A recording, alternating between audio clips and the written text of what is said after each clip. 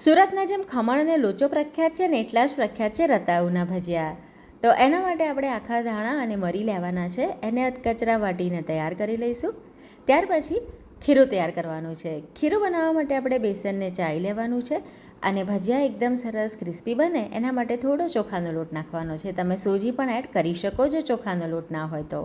ત્યારબાદ સ્વાદ મુજબ એની અંદર મીઠું, લાલ મરચું, હિંગ નાખવાની છે, અજમો થોડો હાથેથી મસળીને એડ કરી દઈશું, હળદર નાખવાની છે, આદુ મરચાંની પેસ્ટ નાખવાની છે અને જરૂર મુજબ પાણી નાખી આપણે જે રીતે ભજીયાનું ખીરું તૈયાર કરીએ છીએ ને એ રીતનું આપણે ખીરું તૈયાર કરી લેવાનું છે. હવે આપણે રતાઉની છાલ કાઢી લેવાની છે અને એને લાંબી સ્લાઇસ કરી લેવાની છે આ રીતે. અને હાથમાં તમે થોડું પ્લાસ્ટિક અથવા તો આ રીતના ગ્લોવ્સ પહેરજો જેથી હાથમાં તમને એનું ઇચિંગ ના થાય.